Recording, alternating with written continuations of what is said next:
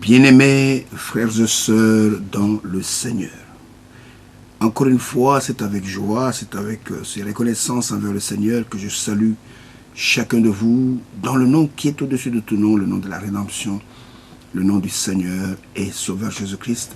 À l'occasion de cette émission qui va parler de quelque chose que le monde a traditionnellement coutume de faire et quelque chose qu'on croit que c'est une très bonne chose, mais nous sommes censés faire toutes choses conformément à la parole de Dieu.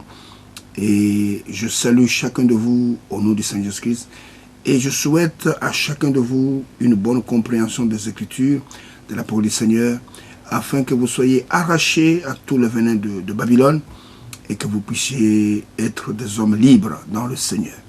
Ainsi, quelle que soit votre communauté, quelle que soit votre tendance religieuse, que vraiment que la grâce du Tout-Puissant soit sur vous, que vous puissiez recevoir la parole du Seigneur avec joie et que vous puissiez vous y conformer.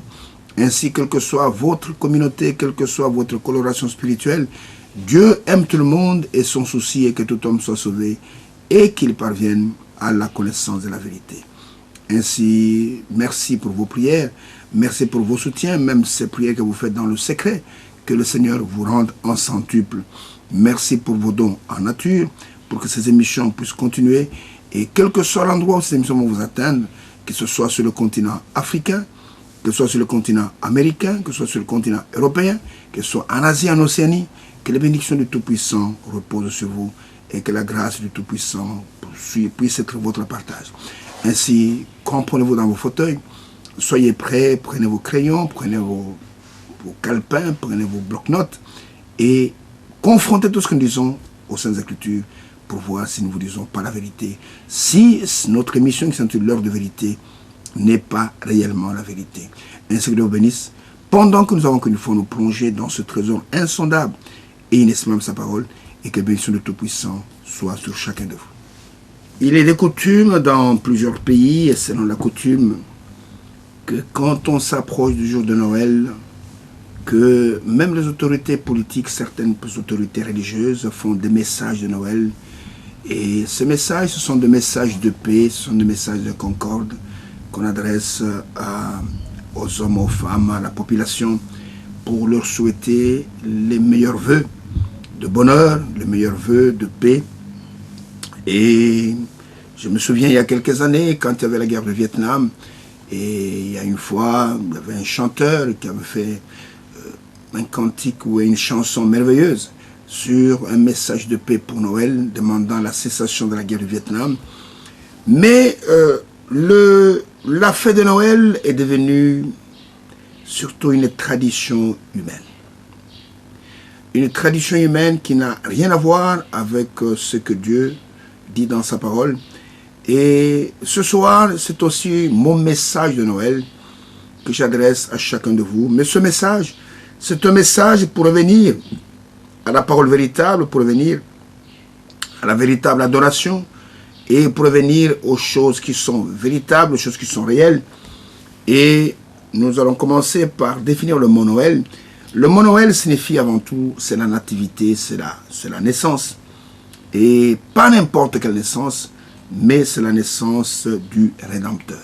Une naissance qui était attendue par toute l'humanité, d'une manière consciente, d'une manière inconsciente. C'est-à-dire que c'est vrai que beaucoup de gens ne savent pas qu'ils sont perdus, qu'ils ont besoin d'un Rédempteur. Et cette naissance était tellement attendue, même par des gens qui ne connaissaient pas la parole de Dieu, parce que tout homme aspire au salut, tout homme aspire à la vie éternelle. Tout homme a déjà songé un jour à la mort et puis se dit, écoutez, si je pouvais vivre éternellement. Même les pécheurs songent à ça. Si je pouvais vivre une vie, il n'y a pas de mort. Et cette vie, elle existe réellement. Et le Rédempteur, c'est celui qui devait venir remettre l'homme dans sa position originelle. C'est-à-dire qu'au commencement, Dieu, quand il a créé l'homme, Dieu n'a jamais créé l'homme pour que l'homme puisse mourir. L'homme devait vivre éternellement. Mais Dieu a conclu une alliance avec l'homme en lui disant, voici, je place devant toi deux arbres. L'arbre de la vie et l'arbre de la connaissance du bien et du mal. Aussi longtemps que tu mangeras de l'arbre de vie, tu vivras. Mais le jour que tu mangeras de cet autre arbre qui est au milieu du jardin, l'arbre de la connaissance du bien et du mal, c'est ce jour-là que tu vas mourir, que tu vas connaître la mort. Et l'homme a failli à son alliance avec Dieu, et l'homme a transgressé la parole de Dieu. C'est ainsi que la mort est entrée dans l'humanité. Mais l'homme, il y a quelque chose en lui qui le pousse à rechercher le salut, à rechercher cette vie qu'il avait perdue. Et c'est pourquoi que je dis que toute l'humanité avait besoin, dans son cœur, il sent réellement qu'il fallait que cette naissance puisse intervenir, il fallait que le Rédempteur puisse venir. Mais les gens, d'une manière inconsciente, parfois ils cherchent la vie éternelle dans des choses inutiles, mais cette vie, il n'y a qu'en Dieu qu'on peut la trouver. Et le prophète Ésaïe avait parlé de cette naissance. On parle de cette naissance, si nous allons dans Ésaïe au chapitre 7 et au verset 14, c'est-à-dire que on était venu demander un signe au prophète Ésaïe pour pouvoir aller à la guerre, et paradoxalement au verset 14, et le prophète en parlant, le signe qu'il va donner n'est pas le signe qu'il était demandé, mais il va parler d'un grand signe qui va venir sur la terre. Et ce signe-là, c'est la venue du Rédempteur. Et dans Ésaïe chapitre 7, verset 14, il est écrit, « C'est pourquoi le Seigneur lui-même vous donnera un signe, pas quelqu'un d'autre. Voici la Vierge deviendra enceinte. Elle enfantera un fils et elle lui donnera le nom d'Emmanuel. » Et c'est dans le Nouveau Testament qu'on nous donne la signification du nom Emmanuel, c'est-à-dire c'est Dieu avec nous, Dieu parmi nous, Dieu habitant avec nous. C'est ça Emmanuel, c'est ce que le Messie devait être Dieu avec nous. Et Ésaïe parle de cette naissance, si je peux dire, de cette nativité, que la Vierge deviendra enceinte, qu'elle enfantera un fils, et auquel elle donnera le nom d'Emmanuel. Et quelque temps après, le même prophète Ésaïe, au chapitre 9, au verset 5, il a de nouveau une vision, mais cette fois, il voit déjà l'enfant qui est né, l'enfant qui est là sur la terre. Il dit, car un enfant nous est né, un fils nous est donné, et la domination reposera sur son épaule. On l'appellera admirable, conseiller, Dieu puissant, Père éternel, pas fils éternel, prince de la paix. Ésaïe, vous savez, un prophète, la parole de Dieu vient au prophète au travers des visions, au travers des songes. Selon ce que l'Éternel avait dit à Aaron et à sa sœur Myriam, et dans Nombre chapitre 12. Quand Dieu se révèle à son prophète, quand il envoie juste un prophète, c'est par des visions et c'est par des songes qui se révèlent à ce prophète. Si nous prenons ensemble Nombre chapitre 12, et que nous prenons le verset 6, je crois, et là, il est écrit ceci. J'ai lu cela, c'est pour aider ceux qui n'ont pas l'habitude de lire les Écritures. Il est écrit, et il dit, écoutez bien mes paroles, lorsqu'il y aura parmi vous un prophète, c'est dans une vision que moi, l'Éternel, je me révélerai à lui, c'est dans un songe que je lui parlerai. Et Ésaïe a vu cet enfant en songe. Il a vu cette naissance. C'est pourquoi il parle ici au temps passé. Il dit, car un enfant nous est né. C'est une naissance. Et Noël, c'est une naissance. Et un fils nous est donné. Et la domination reposera sur son épaule. On l'appellera admirable, conseiller Dieu puissant, Père éternel, prince de la paix. Et cet enfant, c'est en fait le parent rédempteur. C'était Dieu lui-même, venu dans un corps de chair, et afin de racheter l'humanité.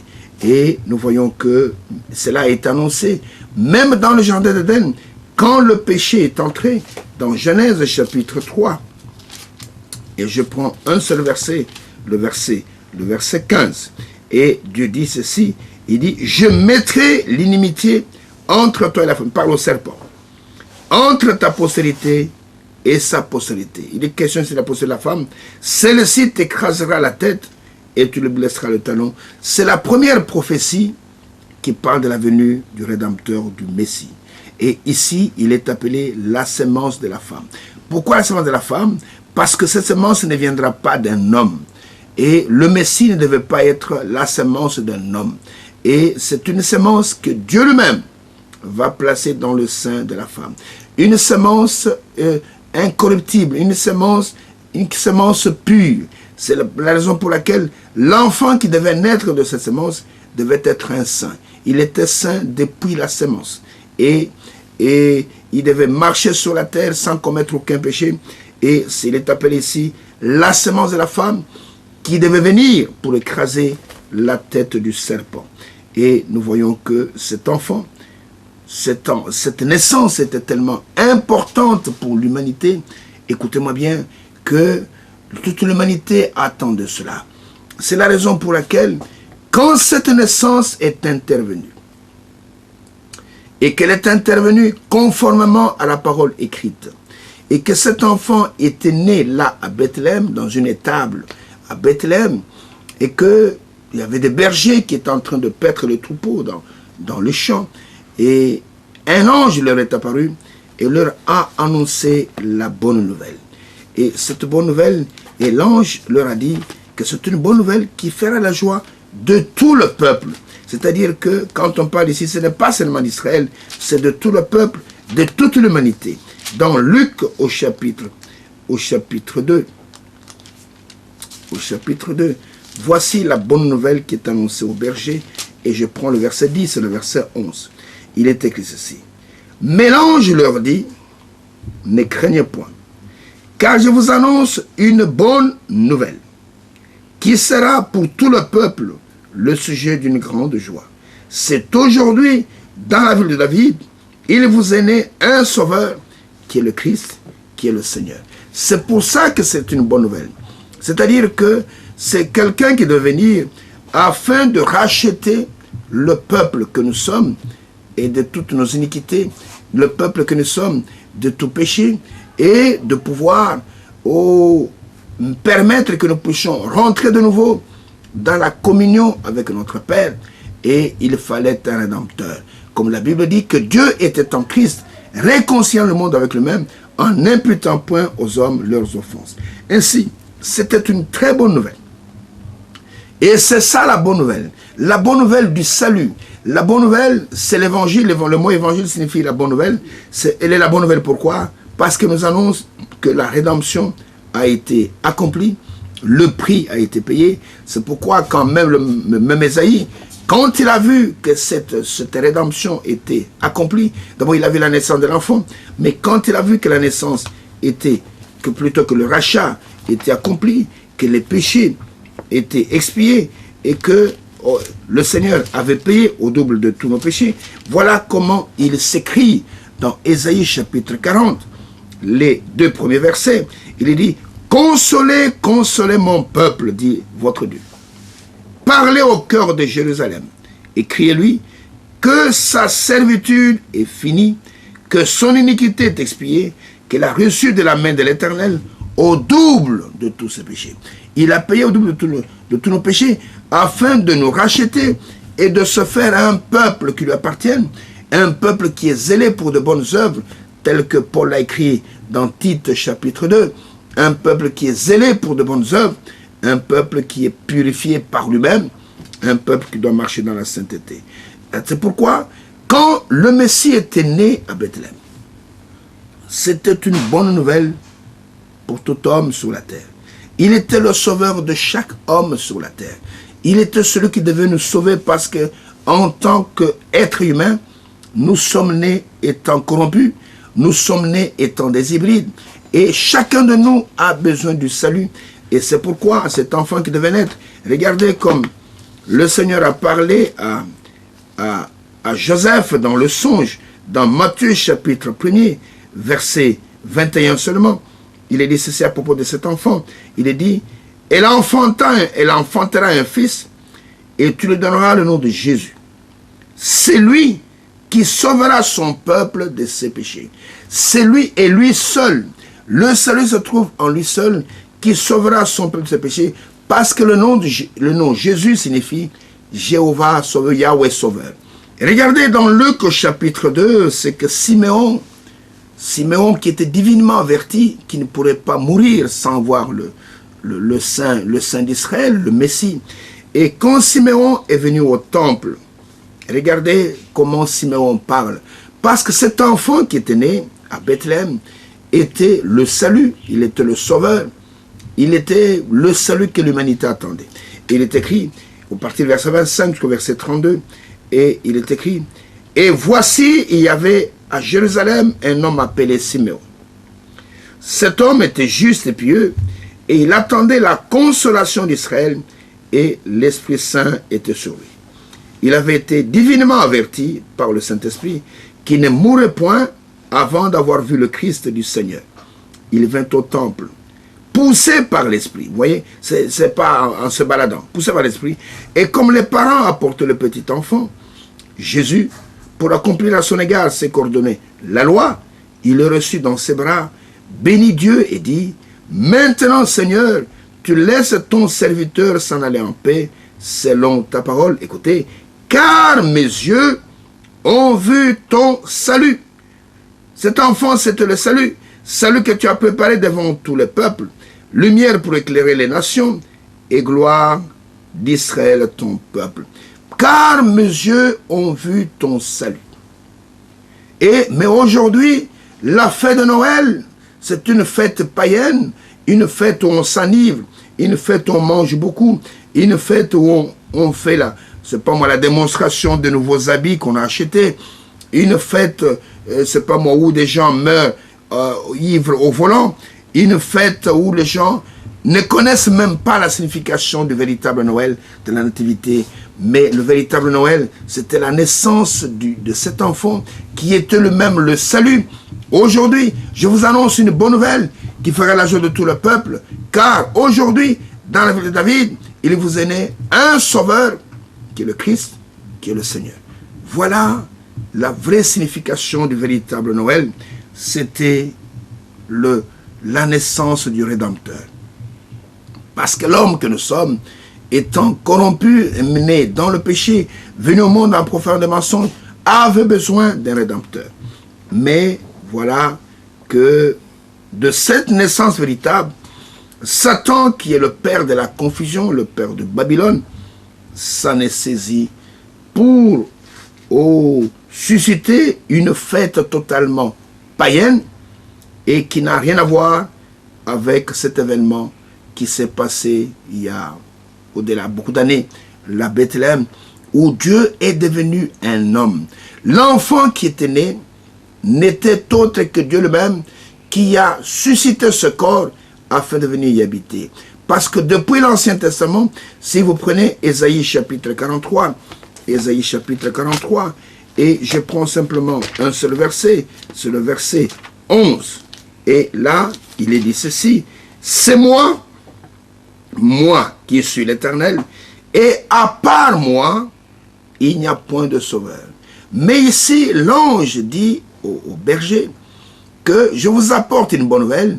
Aujourd'hui, dans la ville de David, il vous est né un sauveur. Mais dans l'Ancien Testament, le grand Jéhovah, le grand Yahweh, dit qu'à part moi, il n'y a pas d'autre sauveur. Ce qui veut dire que le grand Yahweh de l'Ancien Testament et cet enfant qui venait de naître n'étaient qu'une seule et même personne. C'est-à-dire que Dieu manifestait dans la chair humaine afin d'accomplir l'œuvre du rachat. Mais Satan est venu se saisir de cette fête, ou plutôt de cette naissance, pour en faire une fête tout à fait païenne, avec des célébrations tout à fait païennes, mais il n'y a que peu qui peuvent voir cela, il n'y a que peu qui peuvent saisir cela. C'est pourquoi, dans Jérémie chapitre 51,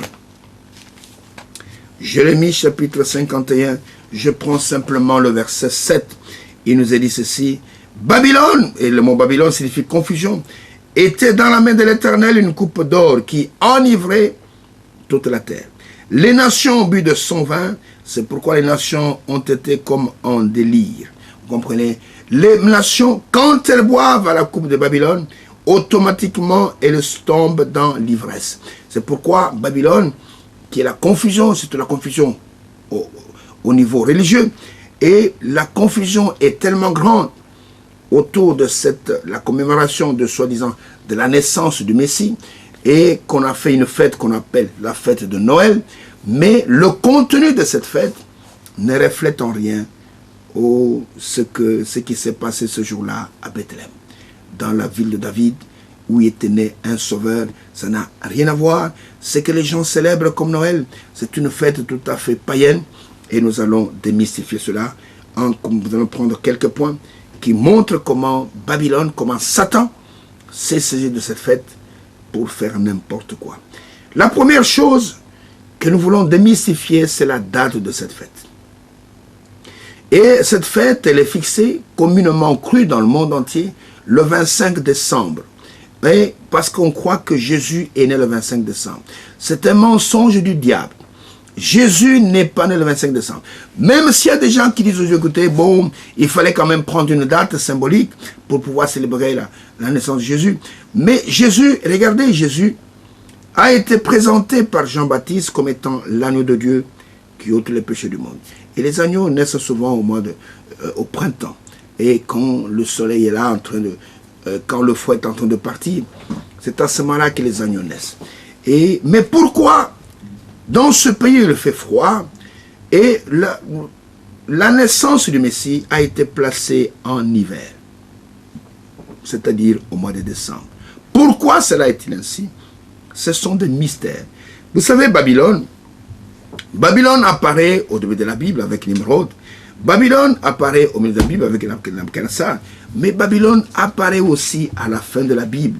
Si vous allez avec moi dans Apocalypse chapitre 17, vous allez voir que Babylone apparaît là-bas. Et Babylone sera jusqu'à la fin.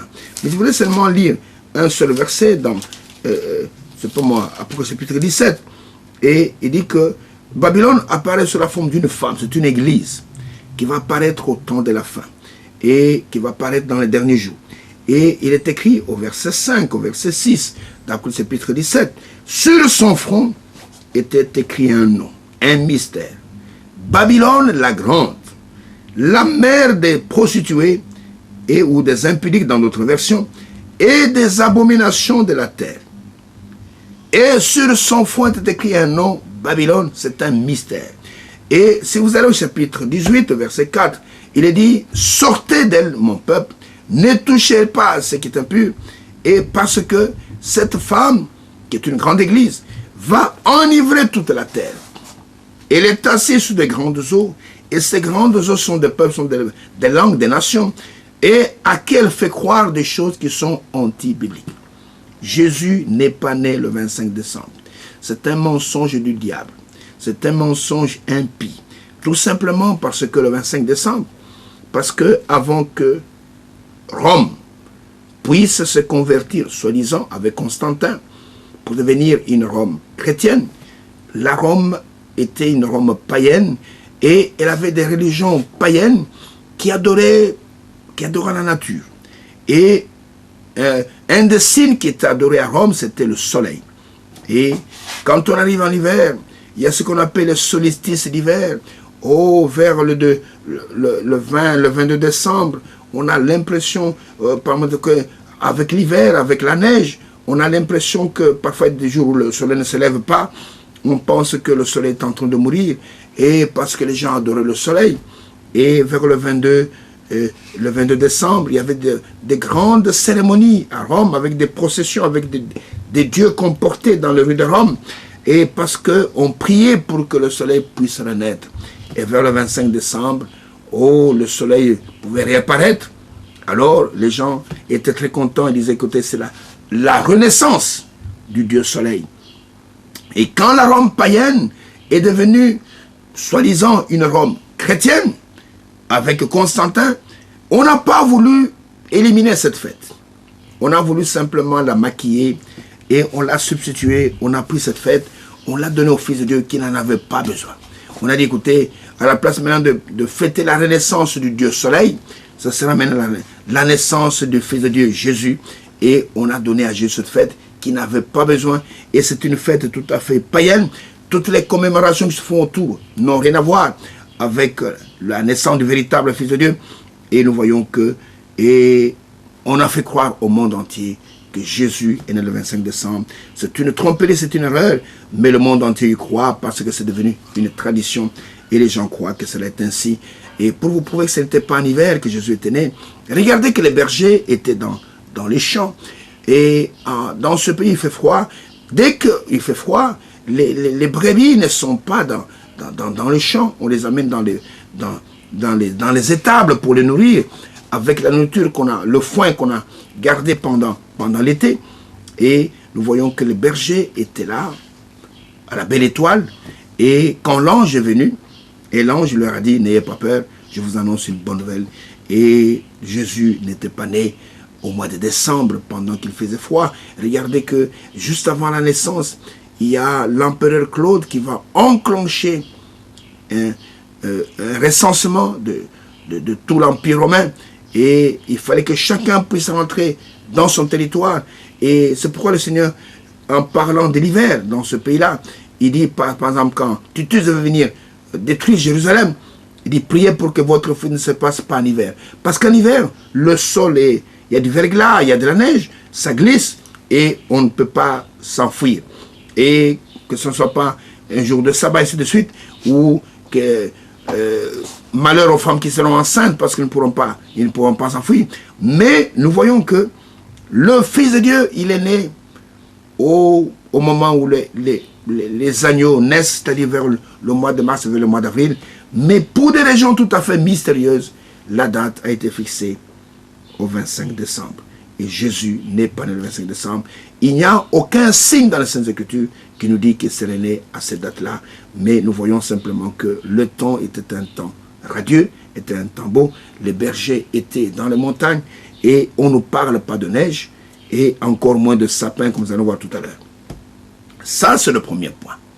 Le deuxième point, à cause de cette naissance, l'ennemi qui est Satan a fait croire aux gens à multiplier, plutôt à développer le culte de la Vierge, je peux dire, la Vierge éternelle et du Fils unique.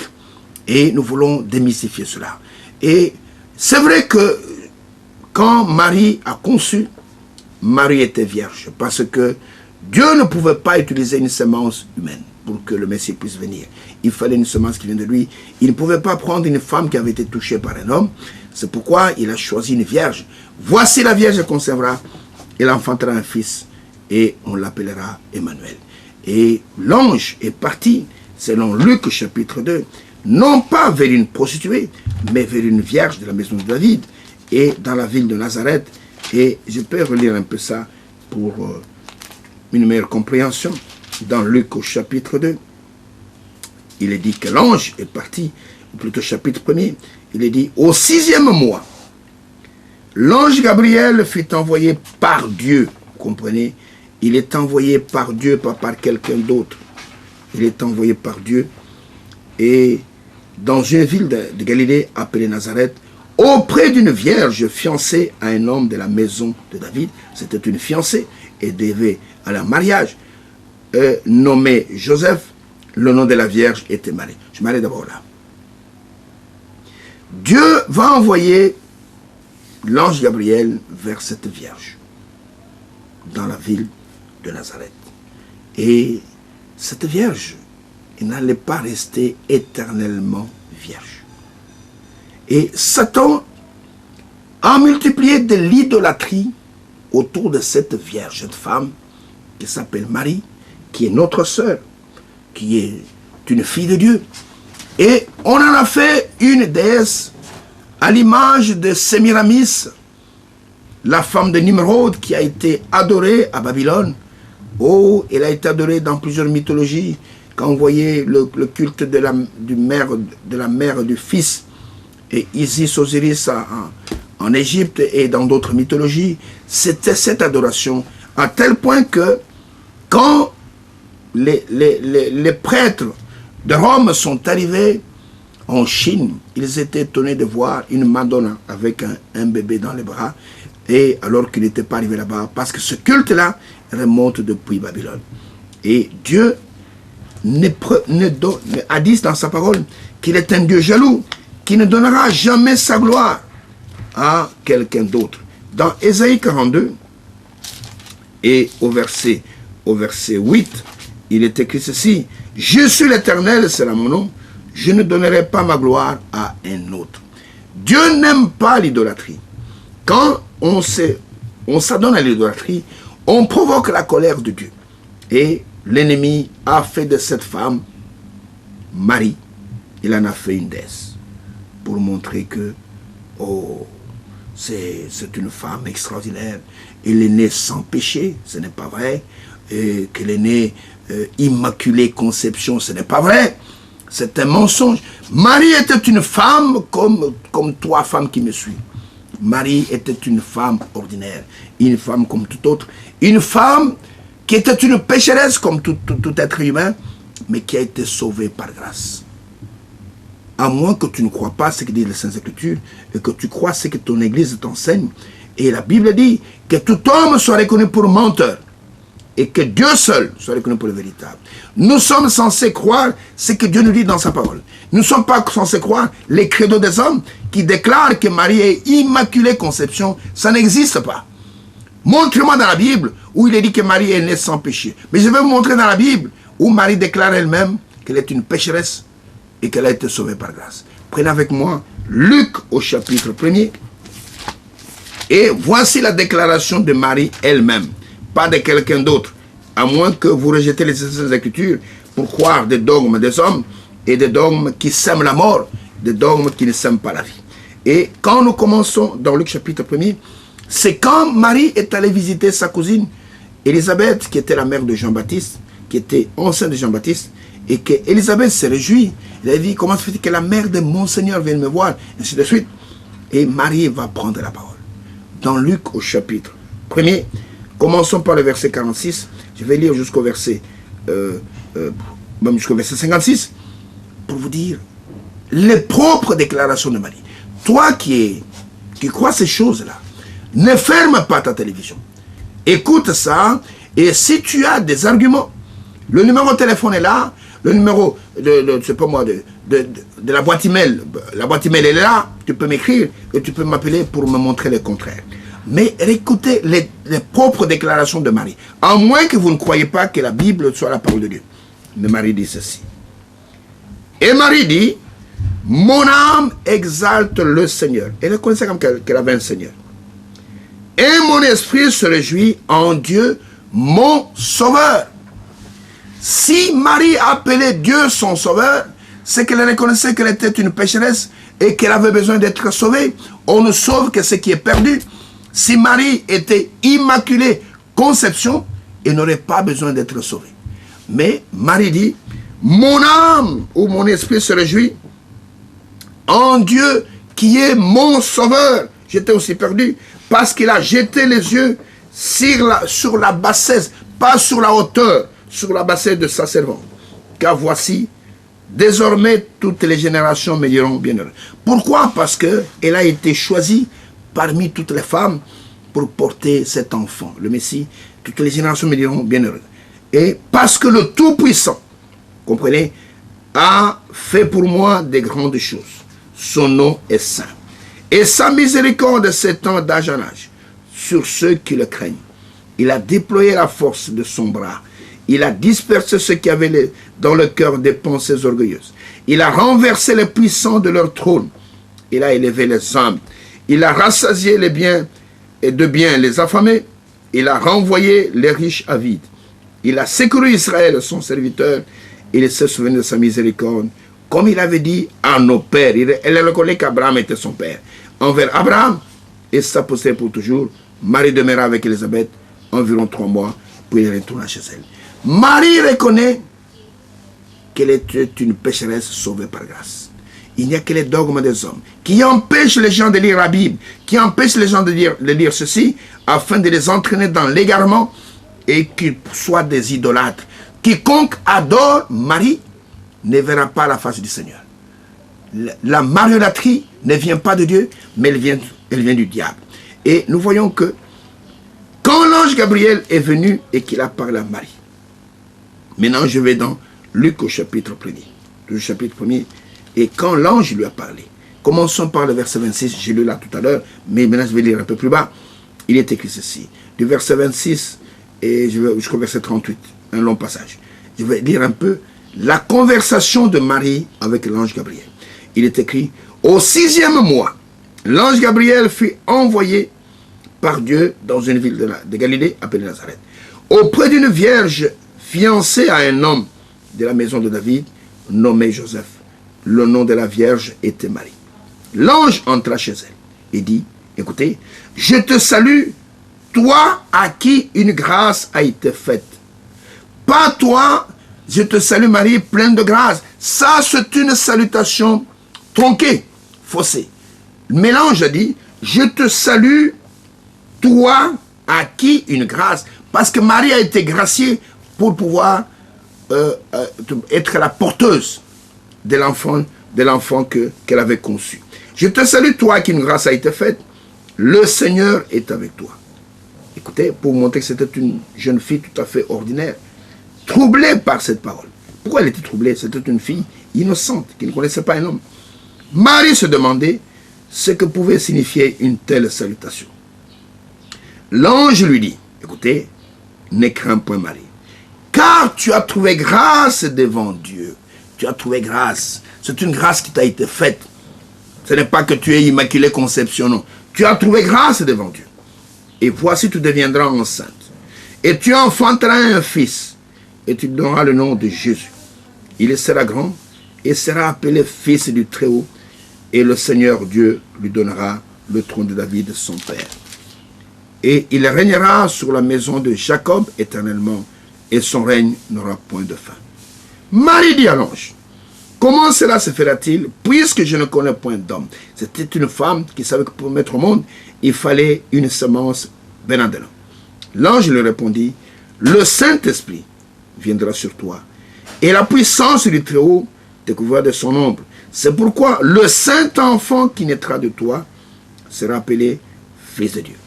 Voici Élisabeth, ta parente, a conçu elle aussi un fils en sa vieillesse, et celle qui était appelée stérile est dans son 6e mois, car rien n'est impossible à Dieu. Marie dit, je suis la servante du Seigneur, qu'il me soit fait selon ta parole, et l'ange la quitta. Mais cette femme, cette jeune fille, ne va pas rester éternellement vierge. Parce que nous avons lu qu'elle était fiancée à quelqu'un de la maison de David qui s'appelait Joseph. Et Dieu a permis le mariage pour que l'homme puisse se multiplier selon son espèce. Et si Dieu donne une femme à un homme, ce n'est pas pour la contempler, c'est pour qu'avec elle, il puisse avoir des enfants. Et Marie ne faisait pas l'exception. C'est pourquoi dans Matthieu chapitre 1er, parce qu'il y en a des gens qui pensent qu'elle est restée vierge éternellement, même après la naissance de Jésus, elle était toujours vierge. Ça, c'est le mensonge de Satan. Dans Matthieu chapitre 1er, il nous est parlé de ce qui est arrivé lors de la naissance de Jésus et ce qui a été dit à Joseph. Et faites attention à la lecture. Il est dit au verset 18, « Voici de quelle manière arriva la naissance de Jésus-Christ. » Cette naissance qui est fêtée le jour de Noël. Marie, sa mère, ayant été fiancée à Joseph, se trouva enceinte par la vertu du Saint-Esprit, avant qu'ils aient habité ensemble. Joseph, son époux, qui était un homme de bien, et qui ne voulait pas la diffamer, se proposa de rompre secrètement avec elle. Comme il y pensait, voici un ange du Seigneur lui apparut en songe et dit, Joseph, fils de David, ne crains pas de prendre avec toi Marie, ta femme, car l'enfant qu'elle a conçu vient du Saint-Esprit. Elle enfantera un fils, et tu lui donneras le nom de Jésus, c'est lui qui sauvera son peuple de ses péchés. Écoutez, tout cela arriva afin que s'accomplisse ce que le Seigneur avait annoncé par le prophète, c'est le prophète Ésaïe. Voici la Vierge sera enceinte, et l'enfantera un fils, et on lui donnera le nom d'Emmanuel, ce qui signifie Dieu avec nous. Maintenant, écoutez le verset 24 et le verset 25. Joseph s'étant réveillé, fit ce que l'ange du Seigneur lui avait ordonné. Et il prit sa femme avec lui. Mais il ne la connut point jusqu'à ce qu'elle ait enfanté un fils auquel il donna le nom de Jésus. Mais il ne la connut point. Ce qui veut dire qu'il l'a connu après. Jusqu'à ce qu'elle ait enfanté un fils auquel il donna le nom. C'est-à-dire que Marie devait rester vierge uniquement pour la naissance du Messie. Dès qu'elle a mis au monde le Messie, elle est devenue une femme tout autre, une épouse comme tout autre pour son mari. C'est-à-dire que Joseph ne devait pas seulement l'adorer ou se passer. Elle était sa femme. Et de cette union, il y a eu des enfants. Vous comprenez? Et Jésus selon Jean 3, verset 16, la Bible dit que Dieu a tant aimé le monde qu'il a donné son Fils unique. Il était le Fils unique du Père. C'est-à-dire que personne n'est jamais né comme lui, il était né. Il était le Fils unique du Père, le Fils engendré du Père. Mais en ce qui concerne Marie, Jésus n'était pas le Fils unique de Marie. Jésus était le Fils premier-né de Marie. Et nous voulons que le levain de Babylone soit ôté de votre esprit. Marie n'a pas enfanté seulement Jésus. Marie a enfanté d'autres amis et d'autres enfants. Marie a eu des enfants avec Joseph. Et parce qu'il est écrit, par exemple, dans Luc chapitre 2, et verset 6, verset 7, il est dit, pendant qu'ils étaient là, donc quand ils sont arrivés à Bethléem, le temps où Marie devait accoucher arriva, et elle enfanta son fils, non pas son fils unique, mais son fils premier-né. Elle l'amaillota et le coucha dans une crèche, parce qu'il n'y avait pas de place pour eux dans l'hôtellerie. Il y a des gens qui considèrent que c'est un péché de parler que Marie a eu d'autres enfants. Alors c'est que le mariage aussi, c'est un péché. Le fait d'avoir des enfants, c'est un péché. Toi-même qui es né de ta mère, alors c'était un péché. Non, Marie a eu des enfants avec son mari comme toute autre femme. Et la Bible témoigne de cela. Si vous allez avec moi dans Marc chapitre 6, même les noms des enfants sont cités là-bas. Il n'y a que des aveugles qui ne veulent pas voir, hein, qui sont enfermés dans une idolâtrie de Marie, qui veulent en faire une déesse et qui ne peuvent pas accepter cela. Mais quiconque est de Dieu, quiconque est de la vérité, croira ce que je dis. Dans Marc chapitre 6, verset 1 jusqu'au verset 3, il est écrit, Jésus partit de là et s'est rendu dans sa patrie. Ses disciples le suivirent. Quand le sabbat fut venu, il s'est mis à enseigner dans la synagogue. Beaucoup de gens qui l'entendirent étaient étonnés et disaient, d'où lui viennent ces choses? Quelle est cette sagesse qui lui a été donnée? Et comment de tels miracles se font-ils par semaine? N'est-ce pas le charpentier, le fils de Marie, le frère de Jacques, de Jose, de Jude et de Simon? Et ces sœurs ne sont-elles pas ici parmi nous? Et il était pour eux une occasion de chute. C'est-à-dire que Marie a eu d'autres fils et des filles. Et il est dit ici, n'est-ce pas là le fils du charpentier, le frère de Jacques, de Jose, de Jude, de Simon? Et ces sœurs ne sont-elles pas parmi nous? Pourquoi ne voulez-vous pas croire ce que la Bible dit, mais vous croyez ce que votre credo, ou c'est pas moi, vos prédicateurs, vous racontent n'importe quoi, et pour montrer que Marie était c'est pas moi, une déesse sur la terre. Marie était une femme à qui Dieu a fait une grâce de pouvoir enfanter le Messie, mais depuis l'Ancien Testament, il a été prophétisé que le Messie aura des fils de sa mère, des enfants de sa mère, pas des fils de son père. Si vous allez avec moi dans le psaume 69 et le verset 9, et là il est écrit ceci, dans ceci, en rapport du Messie, et il est dit, je suis devenu un étranger pour mes frères. Les frères, ce sont les filles de sa mère. Un inconnu pour les fils, non pas de mon père, mais pour les fils de ma mère. Et c'était prophétisé depuis l'Ancien Testament. Et dans tous les 4 évangiles, il est parlé en long et en large des frères de Jésus. Mais il n'y a que des aveugles qui ne veulent pas voir cela, qui veulent défendre l'indéfendable. Si vous allez avec moi d'abord, et dans Jean chapitre 7, je prends les 5 premiers versets, Jean chapitre 7, il est par là des frères de Jésus qui ne croyaient pas en lui et ils ont cru en Jésus après sa résurrection. Et ils venaient, ils trouvaient que leur frère était un peu spécial, mais ils ne pouvaient pas savoir que c'était la divinité manifestée. Ils vont comprendre cela quand ils vont recevoir le Saint-Esprit le jour de la Pentecôte. Et il est écrit dans Jean 7, verset 1 sur verset 5. Après cela, Jésus parcourait la Galilée, car il ne voulait pas séjourner en Judée, parce que les Juifs cherchaient à le faire mourir. Or, la fête des Juifs, la fête des tabernacles, était proche. Et ses frères lui dirent, ses frères, sont les enfants de Marie, pars d'ici et va en Judée, afin que tes disciples voient aussi les œuvres que tu fais. Personne n'agit en secret lorsqu'il désire paraître. Si tu fais ces choses, montre-toi toi-même au monde. Car ses frères non plus ne croyaient pas en lui. Qui sont ses frères? Ce sont les enfants de Marie avec Joseph.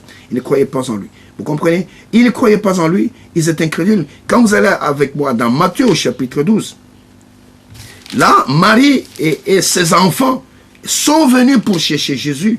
Regardez, dans Matthieu chapitre 12, verset 46, verset 50, il est dit, « Et comme Jésus s'adressait encore à la foule, voici sa mère et ses frères. » Et écoutez, à moins que vous soyez vraiment, c'est pas moi, devenu malade, atteint par ce syndrome de l'amnésie spirituelle, il est dit, voici sa mère et ses frères, ce sont les enfants de Marie, qui étaient dehors, cherchaient à lui parler. Quelqu'un lui dit, voici ta mère et tes frères sont dehors, et ils cherchent à te parler.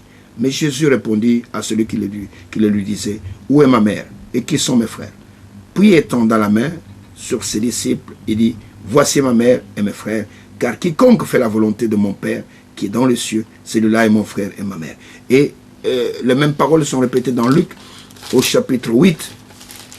Luc au chapitre 8. Regardez, la parole de Dieu est tellement merveilleuse, si vous la croyez. Au chapitre 8, verset 19 jusqu'au verset 21, il est écrit ceci. La mère et les frères de Jésus vinrent le trouver, mais ils ne purent l'aborder à cause de la foule. On lui dit, ta mère et tes frères sont dehors, et ils désirent te voir. Mais il répondit, ma mère et mes frères, ce sont ceux qui écoutent la parole de Dieu et qui la mettent en pratique. Il y a des gens qui ne peuvent pas recevoir cela. Qui ne peuvent pas. Même Paul qui est venu après, il a rencontré Jacques qui était le frère du Seigneur, le frère de Jésus. Regardez ce qu'il dit dans Galates chapitre 1er. Galates chapitre 1er au verset 19. Et Paul dit que quand il est arrivé à Jérusalem, il n'a pas vu d'autres apôtres, sauf Jacques, à part Céphas, et sauf Jacques, le frère de Jésus. Verset 19. Mais je ne vis aucun autre des apôtres, si ce n'est Jacques, le frère du Seigneur. Vous comprenez? Même Jude, qui a écrit l'épître à la fin de la Bible, était l'enfant de Marie, était le frère du Seigneur dans la chair. Et nous comprenons par là que Marie n'a pas enfanté un enfant unique, mais Marie a enfanté son fils premier-né.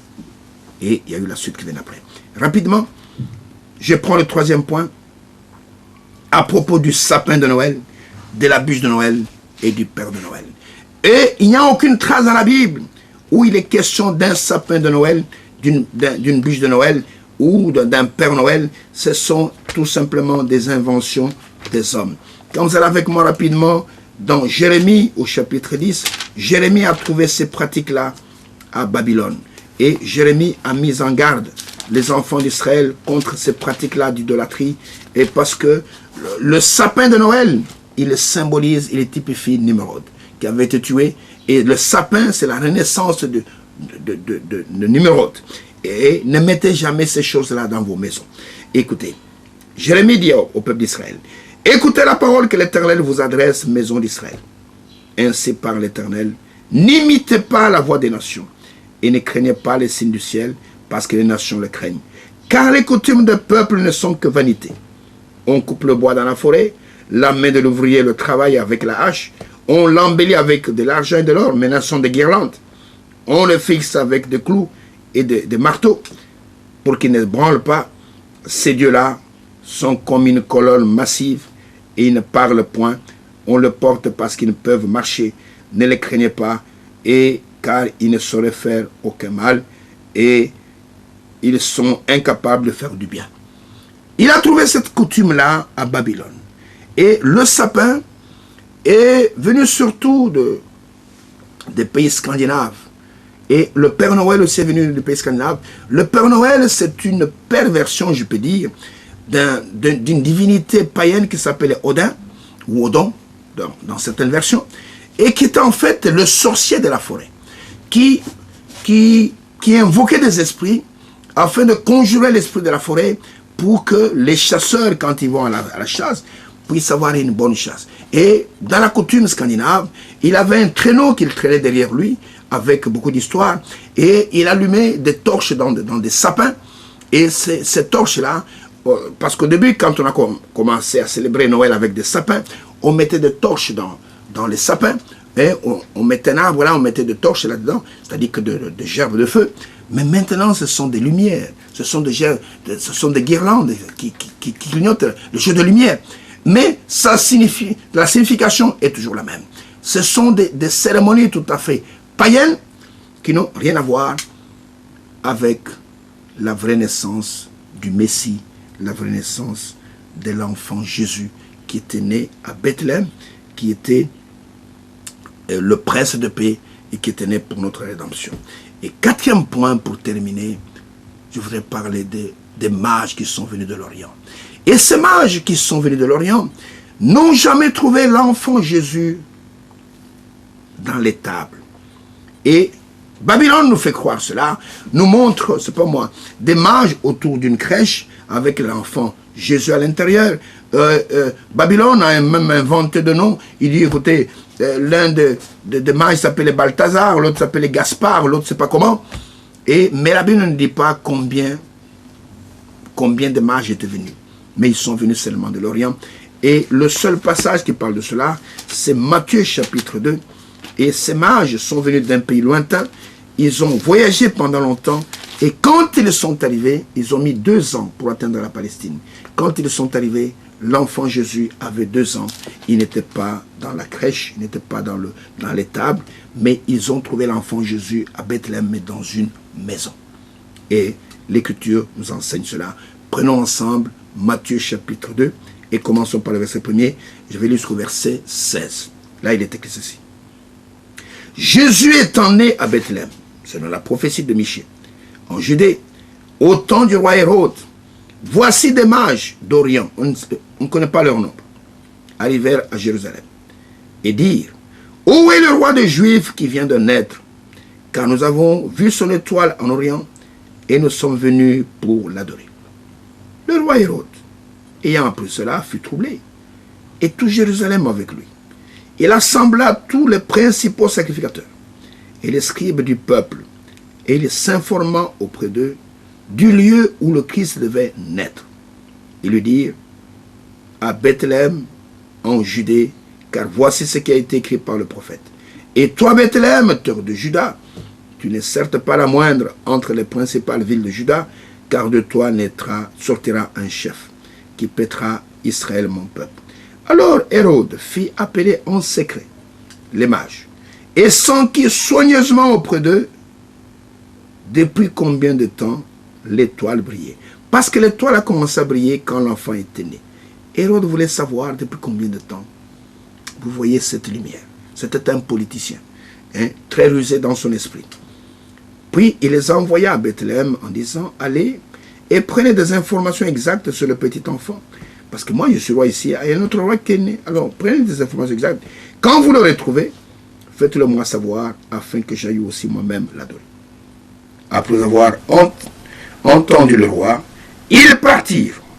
Et voici l'étoile qu'ils avaient vue en Orient aller devant eux, jusqu'au moment où, arrivé au-dessus du lieu où était le petit enfant par le bébé, elle s'arrêta. Quand ils aperçurent l'étoile, ils furent saisis d'une très grande joie. Ils entrèrent dans la maison, pas dans les tables. Lisez avec moi, ils entrèrent dans la maison, virent le petit enfant par le bébé, avec Marie, sa mère, se prosternèrent et l'adorèrent. Ils ouvrirent ensuite leur trésor et lui offrirent en présent de l'or, de l'encens et de la myrrhe. Ce sont des cadeaux significatifs. Puis, divinement avertis en songe de ne pas retourner vers Hérode, ils regagnèrent leur pays par un autre chemin. Lorsqu'ils furent partis, voici un ange du Seigneur apparut en songe à Joseph et dit, lève-toi, prends le petit enfant et sa mère, fuis en Égypte et reste-y jusqu'à ce que je te parle. Car Hérode cherchera le petit enfant pour le faire périr. Joseph se leva, prit de nuit le petit enfant et sa mère et se retira en Égypte. Il y resta jusqu'à la mort d'Hérode, afin que s'accomplisse ce que le Seigneur avait annoncé par le prophète, j'ai appelé mon fils hors d'Égypte. Maintenant, verset 7, verset 18, il dit, alors Hérode, voyant qu'il avait été joué par les mages, s'est mis dans une grande colère. Et il envoya tuer tous les enfants, écoutez, de 2 ans et au-dessous, qui étaient à Bethléem, dans tout son territoire, écoutez, selon la date dont il s'était soigneusement enquis auprès des mages. Alors s'accomplit ce qui avait été annoncé par Jérémie le prophète. On a entendu des cris à Rama, des pleurs et des grandes lamentations.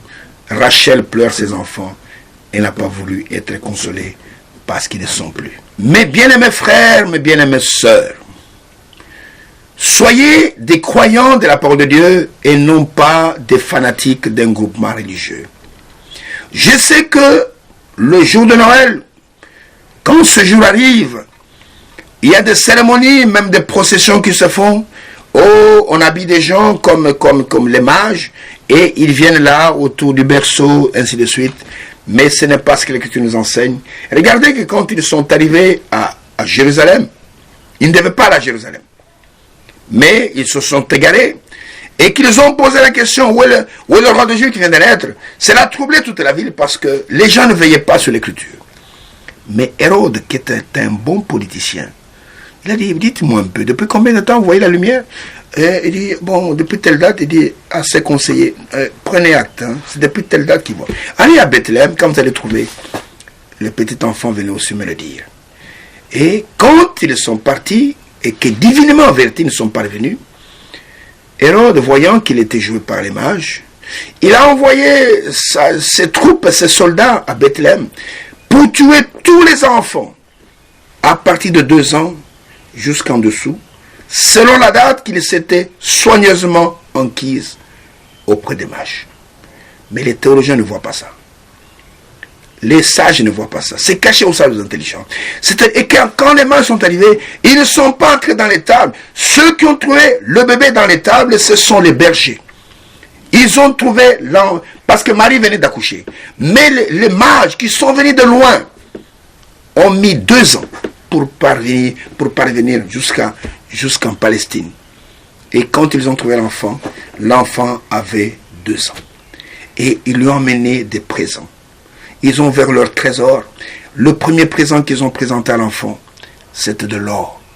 Et l'or symbolise la divinité. C'est pour dire que nous savons que tu es Dieu. Et ils ont offert en second lieu l'encens. L'encens typifie le service, comme il est utilisé dans le tabernacle, dans le temple. Et ils ont présenté aussi la myrrhe. La myrrhe symbolise la mort. Et ces cadeaux avaient un message. Nous savons que tu es Dieu. Tu es venu en service. Le service pour les rachats. Et à la fin du service, tu vas mourir. C'était ça le message. Et ils ont donné ça à l'enfant. Ce n'était pas que Jésus manquait de l'argent, qu'on lui amenait de l'or pour qu'il soit riche. Non. Mais cela signifiait, nous savons que tu es Dieu. C'était des cadeaux appropriés. Que tu es venu en service et qu'à la fin de ce service, tu vas mourir. Ainsi, voici le véritable Noël. Tout ce que les hommes peuvent présenter, ce ne sont que des traditions humaines. Et nous ne voulons pas que ce soit des traditions humaines. Croyez, comme disent les Saintes Écritures, et les fleuves d'eau vive couleront de votre sein. Et le véritable Noël aujourd'hui, Jésus n'a jamais dit que célébrer la date de ma naissance. Il n'y a aucune écriture. Il a donné seulement une seule fête. Et cette fête, c'est le repas du Seigneur, afin qu'on puisse se souvenir de sa mort, de ses souffrances. Mais pour sa naissance, il n'a pas donné des instructions. Mais aujourd'hui, je peux te dire, joyeux Noël, si Christ peut naître dans ton cœur. S'il naît dans ton cœur, alors je peux te dire, joyeux Noël.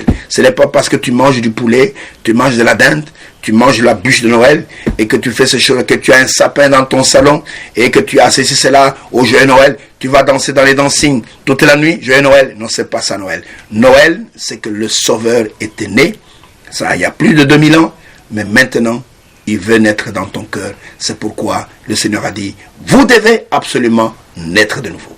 Mais aujourd'hui, je peux te dire, joyeux Noël, si Christ peut naître dans ton cœur. S'il naît dans ton cœur, alors je peux te dire, joyeux Noël. Ce n'est pas parce que tu manges du poulet, tu manges de la dinde, tu manges la bûche de Noël, et que tu fais ces choses, que tu as un sapin dans ton salon, et que tu fais ceci, cela, au joyeux Noël, tu vas danser dans les dancings toute la nuit, joyeux Noël. Non, c'est pas ça Noël. Noël, c'est que le Sauveur était né, ça il y a plus de 2000 ans, mais maintenant, il veut naître dans ton cœur. C'est pourquoi le Seigneur a dit, vous devez absolument naître de nouveau. Que Christ naisse dans vos cœurs, alors je peux te dire, joyeux Noël. Ainsi, c'était ça le message de Noël. et à tout enfant. Que Dieu vous bénisse. Prenez ces choses dans votre cœur. Soyez de véritables adorateurs, des adorateurs que le Père cherche, et que la paix de Dieu et que sa bénédiction puisse reposer sur vous. Que Dieu vous bénisse et je vous dis Maranatha.